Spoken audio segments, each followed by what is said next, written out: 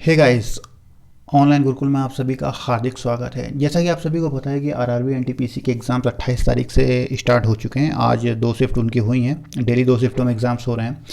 और इस वीडियो में हम जानने की कोशिश करेंगे कि डीप एग्ज़ाम एनालिसिस यानी क्या स्ट्रेटेजी फॉलो की जाए, क्योंकि आपको पता है कि जैसे टीसीएस एग्जामिनेशन कंडक्टिंग एजेंसी है, ईसीए है, जैसे एसएससी का टीसीएस एग्ज़ाम कंडक्ट कराती है, वैसे ही इस बार आरआरबी एनटीपीसी का भी टीसीएस एग्ज़ाम करा रही है। टीसीएस एक इस पैटर्न को फॉलो करती है, तो हम सभी को वो पैटर्न ढूंढना है, क्या फाइंड आउट करना है कि मतलब क्वेश्चंस तो बहुत कम रिपीट होते हैं, लेकिन वो पैटर्न जो नहीं हमेशा, चाहे आप एसएससी सीएचएसएल को देख लें, चाहे एसएससी सीजीएल को देख लें, किसी भी एग्जाम को देखें जब जिसमें एग्जामिनेशन कंडक्टिंग एजेंसी आपकी टीसीएस रही है, वहाँ एक प्रॉपर पैटर्न को फॉलो किया है। यानी मतलब कि सेक्टर वाइज वो ज़्यादा फोकस करते हैं। अगर किसी मान लीजिए एक पार्टिकुलर एग्जाम के अंदर उन्होंने पॉलिटी को कम वेटेज दिया है या करंट अफेयर्स को कम वेटेज दिया है, तो तकरीबन हर शिफ्ट में आपको मैक्सिमम वही करीबन 95 से लेके 98% तक वैसे ही सेम केस मिलता है कि उन सेक्टर को कम वेटेज दिया जाता है। तो इस वीडियो का ये मकसद है बनाने का कि आप देख लें आपको किन सेक्टर में ज़्यादा फोकस करना है, कहाँ पर किस टाइप के क्वेश्चंस आपके लिए आ रहे हैं, जहाँ पर आप ज़्यादा फोकस करके अच्छे से अच्छा स्कोर कर सको। क्योंकि अगर आप एसएससी के एस्पिरेंट्स हैं और आपने एसएससी के लेवल की तैयारी कर रखी है, तो डेफिनेटली एनटीपीसी का जो मैथ और रीजनिंग है बहुत ही ज़्यादा आसान आ रहा है उसके मुकाबले। मैं वैसे आसान नहीं बोलूँगा, लेकिन अगर आप मान लीजिए कि सीजल आपने एग्जाम दिया हुआ है, प्रिपरेशन उसके लिए कर रहे हैं, तो डेफिनेटली उसके मुकाबले काफ़ी आसान है। तो स्टार्ट करते हैं, इसमें डीप एग्जाम एनालिसिस हम करेंगे, ठीक है, और शिफ्ट वाइज करेंगे। तो वीडियो को स्टार्ट करते हैं। तो हम इसमें 3 शिफ्टों में देखेंगे। सबसे पहले जीके जीएस को देखेंगे, फिर रीजनिंग को देखेंगे, फिर क्वांट को देखेंगे। आज 2 शिफ्टें हुई हैं, जैसा कि आप सभी को पता है। इस चैनल के ऊपर आपके ऊपर हम ऑनलाइन एग्जामिनेशन सेंटर से डायरेक्ट रिव्यू भी लेकर आते हैं, ठीक है। तो प्लीज़ आप उसको भी देख सकते हैं वहाँ पर, और कमेंट बॉक्स में जाके कमेंट कर सकते हैं कि आपको किस टाइप से और हेल्प चाहिए या क्या चाहते हो कि रिव्यू के अंदर जब हम ऑनलाइन वहाँ पूछते हैं स्टूडेंट से, तो वो चीज़ आपके लिए पूछी जाए। तो सबसे पहले जीके जीएस की बात करेंगे। देखिए, इस पहले फॉर्मेट को समझ लीजिए। डेली हम इसी फॉर्मेट में चलेंगे और एक वीकली फिर एक क्या करेंगे, जैसे कि हर डेली तो 2 शिफ्टें होती हैं, उन 2 शिफ्टों को हम यहाँ पर बनाएंगे। फिर उसके बाद ये फर्स्ट शिफ्ट आपको दे रखी है, सेकंड शिफ्ट दे रखी है, और इनका इसी हिसाब से अगर कोई स्पेशल थिंग है तो उसमें मैंने कमेंट कर दिया है, ठीक है, कि क्या किस चीज़ में आया था उसमें। अदरवाइज एक वीक का 1 वीक का जैसे पूरा वीक हो जाएगा, 1 वीक का एक कंसोलिडेटेड बनाएंगे, ठीक है। अभी 1-2 शिफ्टों से पैटर्न का अंदाज़ा नहीं लगाया जा सकता है, बिल्कुल। अगर कोई बोलता है तो शायद बेवकूफ़ी होगी, लेकिन हम स्टार्ट कर रहे हैं, ठीक है। हम एक नई चीज़ को एक्सेस करने की कोशिश कर रहे हैं और देखते हैं, क्योंकि 2-3 एग्जाम से मैं लगातार फॉलो कर रहा हूँ इन चीज़ों को और इस चीज़ का बेनिफिट हुआ है।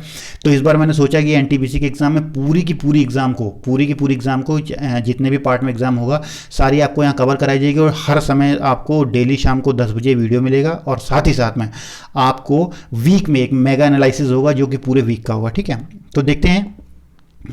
यहाँ पर आप देखेंगे तो करंट अफेयर्स के अंदर अगर फर्स्ट शिफ्ट की बात की जाए तो फर्स्ट शिफ्ट में 4 क्वेश्चन थे, और उसके बाद में सेकंड शिफ्ट से तकरीबन 3 क्वेश्चन आए, 3 या 4। देखिए, अभी मैं आपको एक चीज़ बताना चाह रहा हूँ कि इसके अंदर पूरे 50 के, यानी जितने क्वेश्चन आप कहते हैं, मान लीजिए 40 करंट अफेयर्स और जीएस को मिला के आते हैं, 30 आपके मैथ के आते हैं, 30 रीजनिंग के आते हैं, लेकिन ऐसा संभव नहीं हो पाता कि सारे के सारे क्वेश्चन मैं आपको यहाँ बता दूँ। वो मुमकिन नहीं मेरे लिए भी, क्योंकि मैं एनालाइज करता हूँ, सबको एक साथ क्वेश्चन याद नहीं होते हैं, एग्जैक्ट नहीं होते हैं।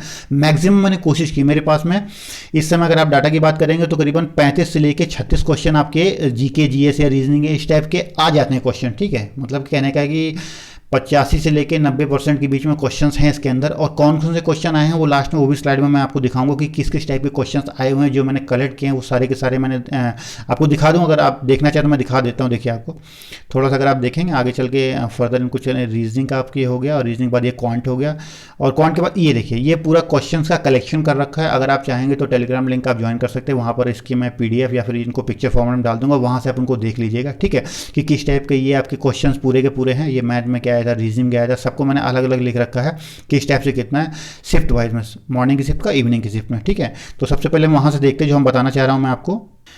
ये देखिए, वापस हम अपने जीके और जीएस की स्लाइड पे आ गए। यानी मॉर्निंग की शिफ्ट में 4 क्वेश्चंस आपके करंट अफेयर्स से, और इवनिंग की शिफ्ट में तकरीबन 3, जो मुझे मिले 3 मिले।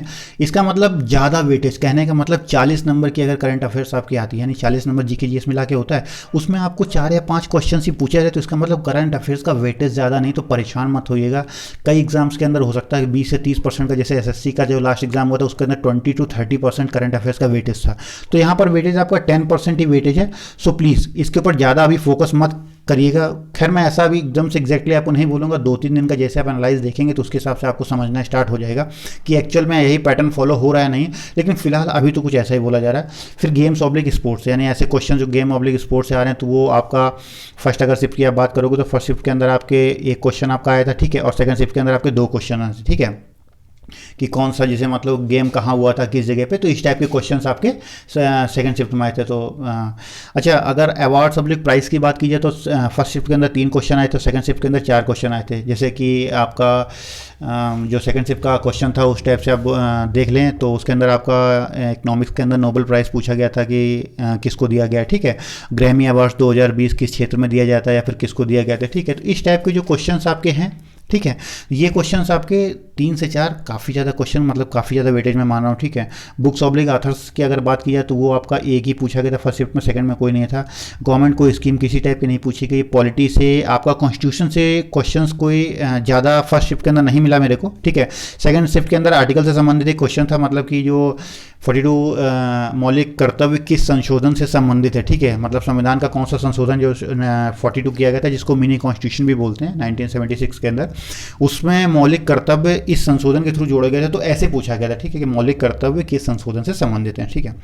फिर आप सीएम ऑब्लिक गवर्नर की अगर बात की जाए तो एक पूछा गया था कि आपके राजस्थान के गवर्नर के बारे में पूछा गया, जो कि कलराज मिश्र आपके हैं, ठीक है, और ज़्यादा मतलब नहीं इसमें वेटेज दिया गया और फर्स्ट शिफ्ट में से मुझे कोई क्वेश्चन मिला नहीं, हो सकता है मैं भी पूछा गया। मिसलेनियस मैंने डाल रखा है तो उसमें 5 और 7 मिसलेनियस का मतलब होता है सिर्फ फुल फॉर्म आपसे पूछ लिया गया। जैसे सेकंड शिफ्ट में पूछा गया था आपका BRC यानी भाभा एटॉमिक रिसर्च सेंटर का हेडक्वार्टर कहाँ है, ठीक है, NIO का full form network integrated unit और उसके इंटरफेस यूनिट, और उसके बाद में FICCI का फुल फॉर्म। इस टाइप के फुल फॉर्म है ना जो आपके ये पूछे गए थे, और इसे मिसलेनियस मैंने डाल रखा। और भी काफ़ी चीज़ें हैं, ठीक है, जैसे आपका ये मोपला विद्रोह कब हुआ था, 1920 में केरल में हुआ था। जलियांवाला बाग हत्याकांड आपका कब हुआ था, और उससे संबंधित 2 क्वेश्चन आए थे आपके, जलियांवाला बाग का हत्याकांड और जलियांवाला बाग जब हुआ था तो उस समय भारत का वायसराय कौन था, ठीक है। तो इस टाइप के जो काफ़ी क्वेश्चन थे जिनको मैंने नहीं मतलब कि कंसोलिडेटेड, क्योंकि हर क्वेश्चन के लायक जो सेक्टर है वो अलग अलग नहीं बनाया जा सकता, तो उसको मैंने मिसलेनियस में डाल दिया था।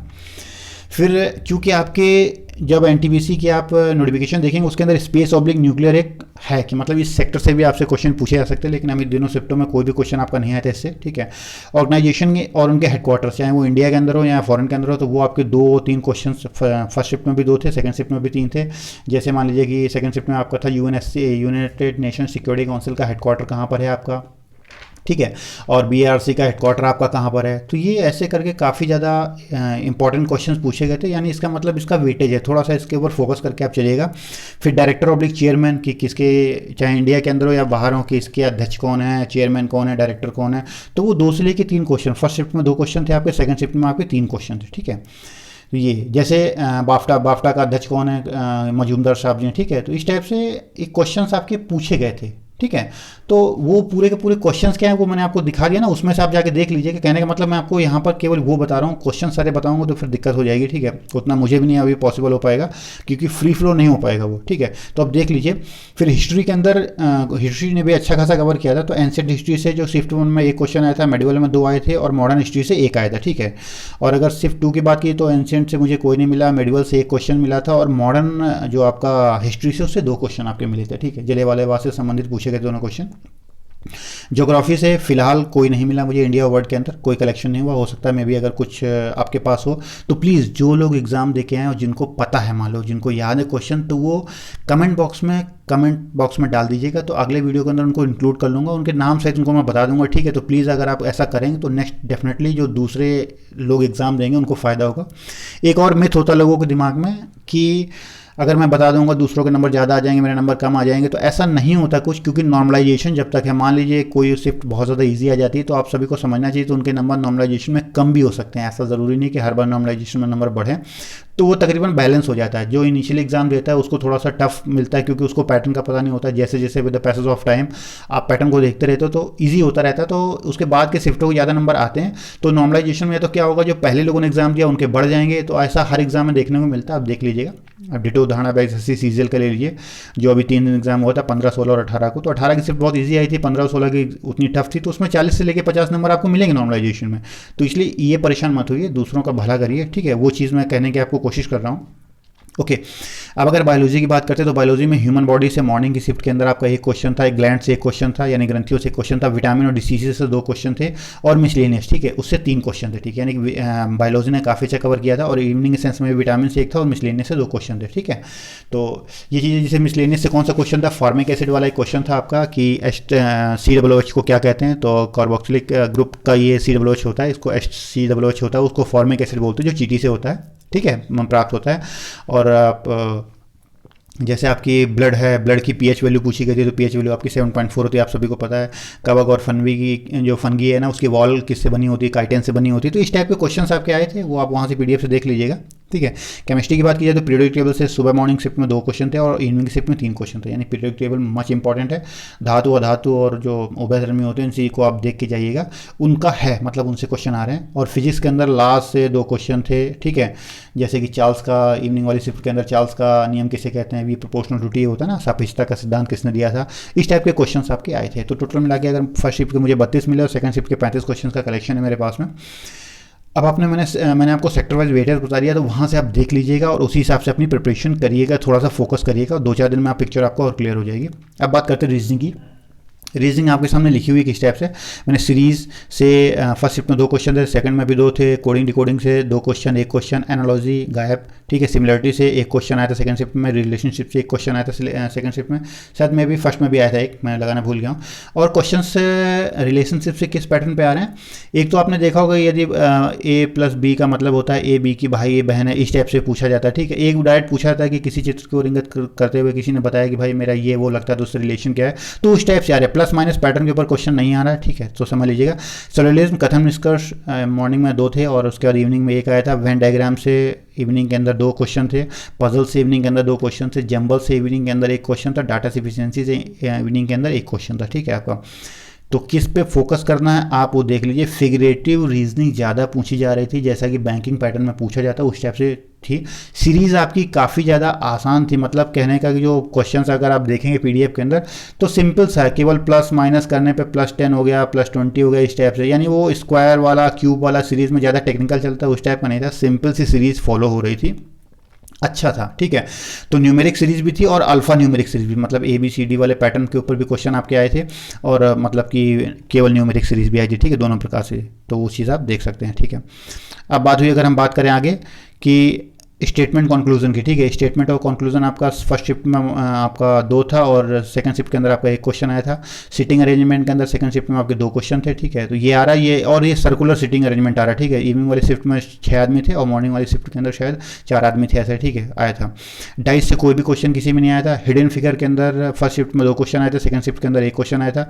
काउंटिंग ऑफ फिगर्स के अंदर फर्स्ट शिफ्ट में 1 क्वेश्चन था जो कि ट्रायंगल से रिलेटेड था, जिसके अंदर अप्रॉक्सीमेटली लोग बता रहे थे कि 33, मतलब थोड़ा बल्कि टाइप का था। अगर आपको थोड़ा सा प्रिंसिपल पता है, इस टाइप से कुछ ऐसा करके दिया हुआ था ना करके, तो आप आसानी से कर लोगे, नहीं तो दिक्कत आएगी। सेकंड शिफ्ट के अंदर नहीं आया था। वाटर ऑब्लिक मिरर इमेज, ये दोनों इस शिफ्टों के अंदर 2-2 क्वेश्चन थे। डायरेक्शन के अंदर 2-2 क्वेश्चन थे, तो ये और डायरेक्शन इजी पूछी जा रही थी, ज़्यादा कोई कॉम्प्लिकेटेड नहीं थी। दाहिने बाएं ये वो करके आपको शायद सिद्धांत सारे क्लियर होंगे, तो आप आराम से कर ले जाओगे। क्लॉक कैलेंडर से कोई भी आपका क्वेश्चन नहीं था, ठीक है। ये आपका हो गया क्या, रीजनिंग का, ठीक है। अब रीजनिंग के बाद बात आते हैं हम क्वांट के ऊपर, ठीक है। अब क्वांट की अगर हम बात करेंगे तो क्वांट में देखिए नंबर सिस्टम के अंदर 1 क्वेश्चन था, ठीक है। मॉर्निंग शिफ्ट के अंदर ये डेसिमल एवरेज के अंदर 2 क्वेश्चन थे। ये मॉर्निंग में तो मुझे नहीं मिला, लेकिन इवनिंग की शिफ्ट में 2 क्वेश्चन थे। फ्रैक्शन से 1 क्वेश्चन था। LCM SCF से 2 और 1 क्वेश्चन थे, बहुत आसान थे, कोई दिक्कत वाली बात नहीं। परसेंटेज अच्छा वेटेज है, 3 क्वेश्चन थे। टाइम इन वर्क के 2-2 क्वेश्चन थे, ये भी बहुत इजी थे, ठीक है। जैसे ए ने 30 दिन में, बी ने 20 दिन में, दोनों मिलकर कितने दिन में, या किसी ने 5 दिन तक काम किया छोड़ जाएगा, वो देख लीजिएगा, बहुत आसान है। CISI, ठीक है। और ये 3 क्वेश्चन मॉर्निंग की शिफ्ट में थे, 2 इवनिंग की शिफ्ट में थे। इसमें एक चीज़ थी, जैसे SSC आजकल क्या देती है कि आप रेट आपकी 7%, 7.5% हो गई, टाइम आपका 2.25 साल हो गया, ठीक है, या फिर 3/4 ऐसे कुछ करके, ऐसा कुछ सीन नहीं था। यहाँ पर सिंपल सा रेट है जो आपका 5% या 6% या 8% नॉर्मल दे रखा था, और टाइम आपका 2 साल 3 साल में, यानी मतलब पूरा का पूरा डिजिट में था, ठीक है, कोई भी फ्रैक्शन में नहीं था। ये अच्छी बात है, बहुत आसानी से निकल जाएगा, ठीक है। सक्सेसिव आप लगा दोगे, बहुत ही आसानी से आप उनको कैच कर सकते हो। प्रॉफिट और लॉस के 2-2 क्वेश्चन थे आपके। अच्छा, आगे चलते डाटा इंटरप्रिटेशन की। वो सेकंड वाले शिफ्ट के अंदर 2 क्वेश्चन आए थे, मॉर्निंग में नहीं था शायद। अलजेब्रा के अंदर अच्छे क्वेश्चन थे और मतलब बहुत नॉर्मल था, यानी कि नहीं x plus one upon x का मान, x cube minus one upon x cube मान, इस टाइप के पैटर्न के ऊपर बहुत आसान क्वेश्चन थे। ज्योमेट्री की बात की जाए 2 और 3 क्वेश्चन ज्योमेट्री का अच्छा वेटेज था। ट्राइंगल के अंदर जैसे मॉर्निंग के अंदर एक क्वेश्चन था, इवनिंग के अंदर 2 क्वेश्चन थे, इक्विलेटरल ट्राइंगल से संबंधित थे, उनको हम भी आप देखेंगे। क्वाड्रिलेटरल के एक क्वेश्चन एक था और सर्किल का एक क्वेश्चन था, इवनिंग की शिफ्ट में मुझे नहीं मिला, शायद नहीं गौर कर पाया मैं। मेंसुरेशन का एक क्वेश्चन था और इसके अंदर इवनिंग में 2 क्वेश्चन थे, ठीक है। तो 3D मेंसुरेशन नहीं थी, मॉर्निंग में बेलन के ऊपर सिलेंडर के ऊपर क्वेश्चन आया था और इवनिंग में शायद ऐसा नहीं था। ट्रिग्नोमेट्री के अंदर एक एक क्वेश्चन था, ठीक है, और स्टैटिक्स के अंदर एक क्वेश्चन था, ठीक है। इनको मिला के स्टैटिक के अंदर एक क्वेश्चन था। ओके, अभी आपके सामने है तो अभी क्वेश्चन हम थोड़ा सा देखेंगे। हमने पूरा वेटेज आपको बता दिया, क्वेश्चन थोड़ा देखेंगे किस टाइप के क्वेश्चन थे। ये देखिए, सबसे जैसे कि क्वेश्चन था आपका, पहला एटॉमिक पावर प्लांट तारापुर 1961 में बना था, मौलिक कर्तव्य की संविधान संशोधन संबंधित है 42वें से। येन मुद्रा किस देश की थी? जापान की। फादर ऑफ टैक्सोनॉमी किसे कहते हैं? लिनियस को कहते हैं, ठीक है। मैं बहुत जल्दी लेकर आ रहा हूँ क्योंकि आपका टाइम वेस्ट नहीं होना चाहिए, बहुत इंपॉर्टेंट है। संविधान सभा बनाने का प्रथम बार विचार किसके दिमाग में आया था? जवाहरलाल नेहरू के दिमाग में आया था। और 2020 का फिल्म फेयर अवार्ड किसको दिया गया? गली बॉय नामक पिक्चर को दिया गया था। टिहरी बांध आपका कौन से राज्य में पड़ता है? उत्तराखंड में पड़ता है। कॉमनवेल्थ जो गेम है उसको किस देश ने 5 बार कराया हुआ है? ठीक है, तो ऑस्ट्रेलिया ने कराया था, आप सभी को पता होना चाहिए, ठीक है। नहीं पता तो आप देख लीजिएगा, कॉमनवेल्थ गेम को अभी तक 5 बार ऑस्ट्रेलिया करा चुका है। क्लोरीन किस ब्लॉक में आता है? तो ब्लॉक नंबर पी के अंदर आता है। और बाफ्टा का अध्यक्ष कौन है? तो मजूमदार जी हैं। राजस्थान के गवर्नर कलराज मिश्र। एनाटॉमी किसे कहते हैं? तो स्टडी ऑफ यूनिवर्स को एस्ट्रोनॉमी कहते हैं, सॉरी एनाटॉमी नहीं, एस्ट्रोनॉमी किसे कहते हैं? स्टडी ऑफ यूनिवर्स को कहते हैं। प्लासी का युद्ध कब हुआ था? 1757 में।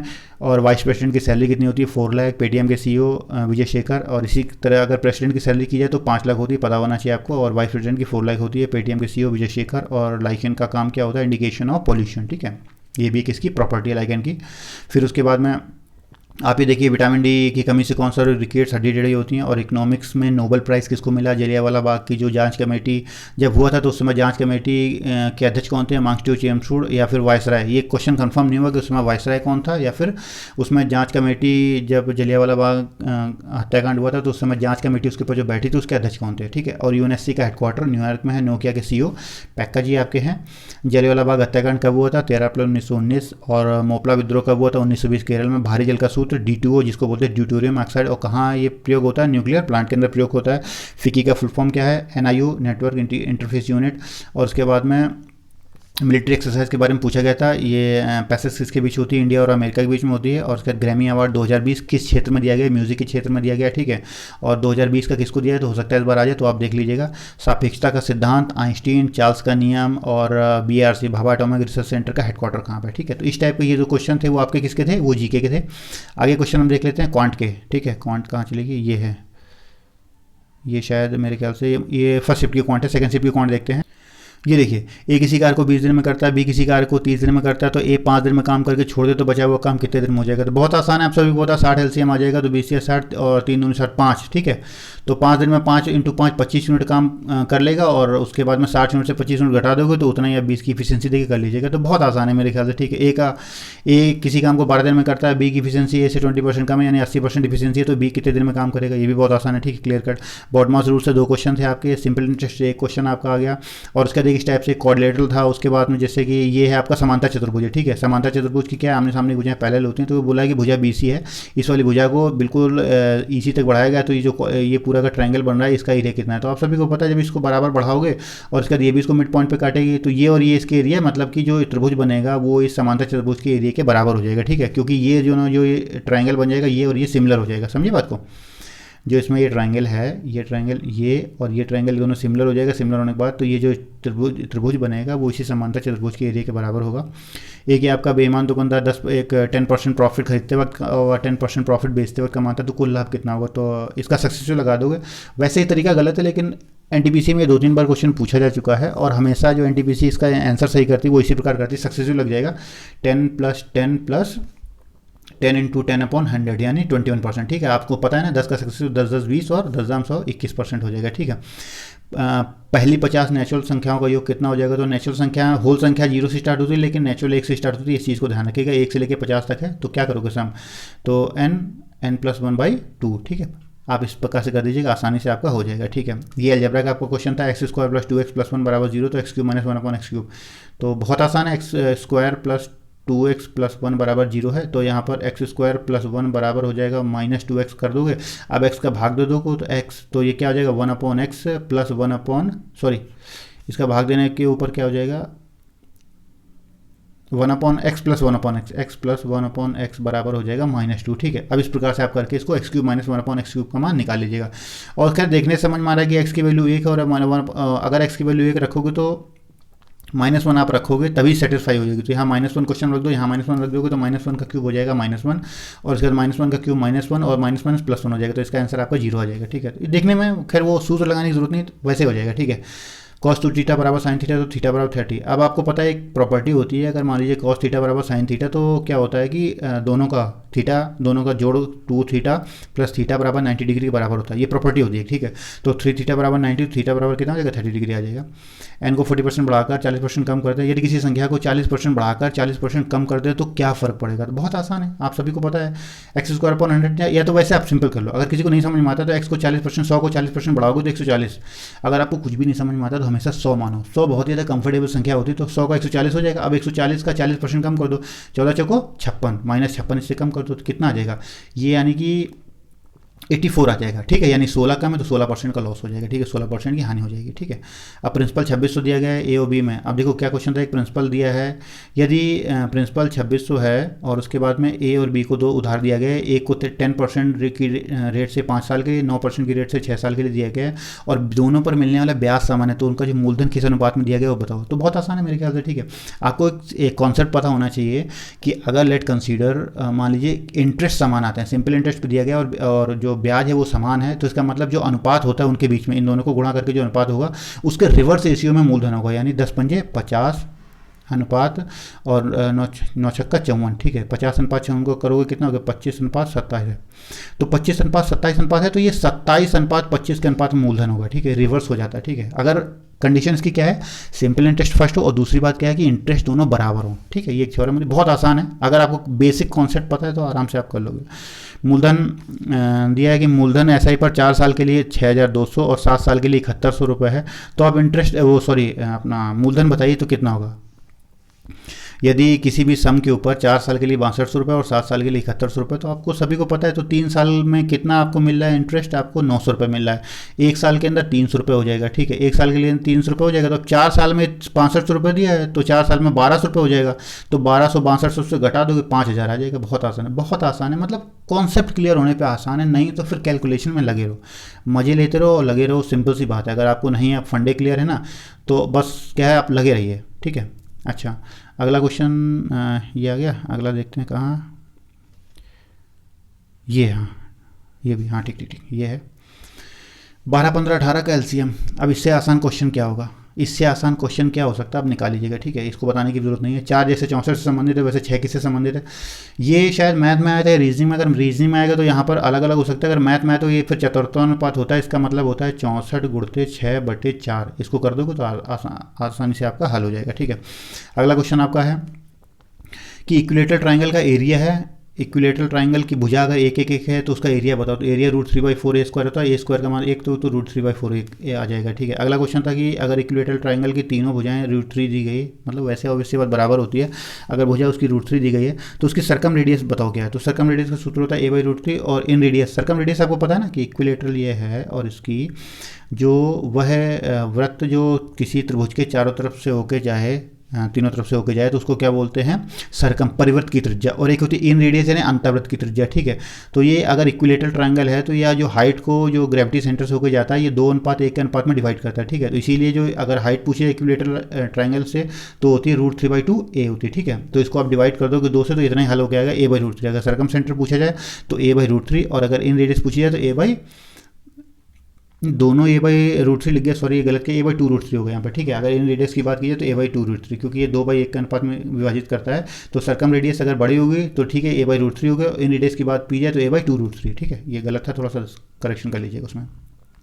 अच्छा, मीडियन, मीन और मोड पर क्वेश्चन था आपका, तो आप सभी को पता है कि 3 मीडियन बराबर 2 मीन प्लस मोड, ये एक सूत्र होता है, याद रख लीजिएगा। और हमेशा एनटीपीसी में, एसएससी में इसका वेटेज नहीं, लेकिन एनटीपीसी में बहुत क्वेश्चन इस पे आते हैं, और 2-3 क्वेश्चन आप कहे थे तो सिंपल है, लेकिन एक ही सूत्र होता है, 3 मीडियन बराबर 2 मीन प्लस मोड। ठीक है, अगला यदि किसी आर्टिकल को 12% व 14% में बेचने पर 33 रुपये का अंतर आता है तो CI क्या। बहुत आसान है, 12 और 14 यानी 2% बराबर कितना है 33, 1% 33/2 और 100% इसमें कर दोगे, ठीक है। 33 × 50 कर दोगे, आराम से आंसर आ जाएगा। ओके, अगला क्वेश्चन है कि अमाउंट को 1/2, 1/3, 1/4 में विभाजित करना है तो क्या करना है आपको। सिंपल सी बात है, एलसीएम ले लो तो 4 तिया 12, ठीक है। 12 एलसीएम आ जाएगा तो 12 गुणा कर दोगे 6:4:3, इस अनुपात में डिवाइड कर दो, 6 4 10 13, तो संख्या 13 से डिवाइड से अपने आप विभाजित कर लीजिएगा, ये रेशियो बनेगा आपको, ठीक है। 6:4:3, इसको करने के बाद एलसीएम ले लो, सिंपल होता है, ठीक है, इस चीज़ से। तो ये आपके मैथ के सवाल एक और है शायद, हाँ ये है, इसमें कि एक